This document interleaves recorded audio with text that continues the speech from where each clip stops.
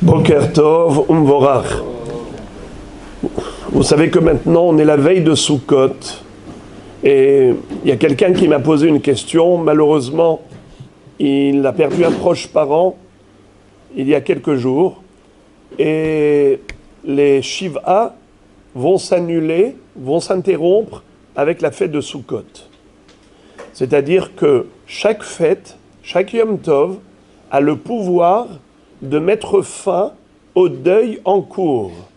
Par exemple, si le défunt a été enterré avant la fête, eh bien les Shiva commencent avant la fête, mais ils s'arrêtent immédiatement avec l'entrée de la fête.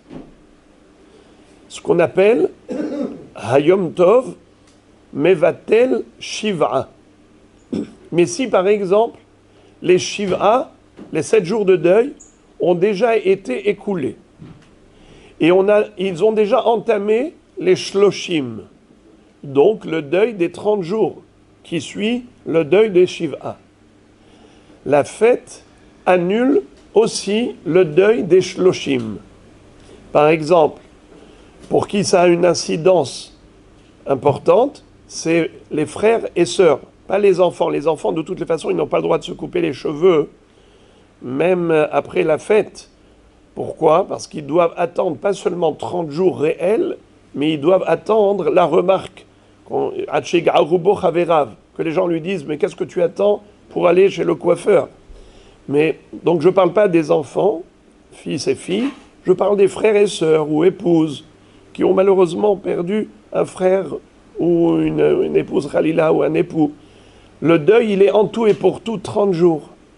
Eh bien, même ces 30 jours sont écourtés avec la fête.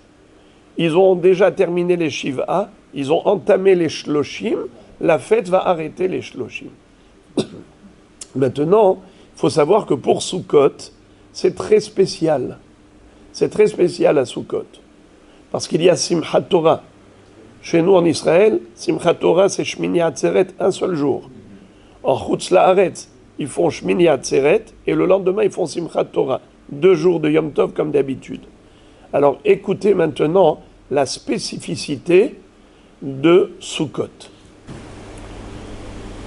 Figurez-vous que quelqu'un qui a perdu un proche parent, imaginons même le dernier jour avant Sukkot.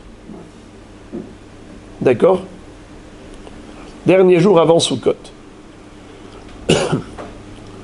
Il a été enterré la veille de Sukkot. Il a entamé les Shiva immédiatement. Qu'est-ce qu'on a dit ? Que Sukkot, ça va mettre fin aux Shiva. Quand est-ce que ça va être les Shloshim maintenant ? Vous allez me dire, il compte Shloshim, n'est-ce pas ? Eh bien non. Écoutez un grand chidouche. La veille de Sukkot, il est resté endeuillé pour les Shiva 1 heure par exemple, 2 heures, 3 heures, peu importe à quelle heure ils l'ont enterré la veille de Sukkot. Dès que Sukkot arrive, c'est considéré comme déjà 7 jours. Ensuite, Sukkot, ça dure combien de temps la Soukha ? 7 jours. Combien de temps on est dans la Soukha ? 7 jours. Shmini Atzeret, on n'est plus dans la Soukha en Israël, n'est-ce pas ? Alors, 7 jours. Donc, la veille de Sukkot, même s'il était juste 1 heure dans les Shiva, c'est considéré comme Shiva, comme 7 jours. Sukkot même, c'est considéré 7 jours. Ça fait combien ? 7 et 7, 14. Maintenant, Shemini Atzeret, c'est considéré comme encore 7 jours. Étant donné qu'il y a une possibilité à l'époque du Beth Amikdash d'apporter les sacrifices de rattrapage pendant les 7 jours qui suivaient Shmini Atzeret. Eh bien, c'est considéré comme 7 jours. Écoutez bien.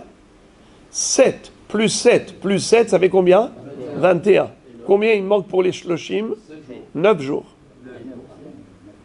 Eh bien, le 30e jour, de 21, ça y est, il a déjà 21 jours.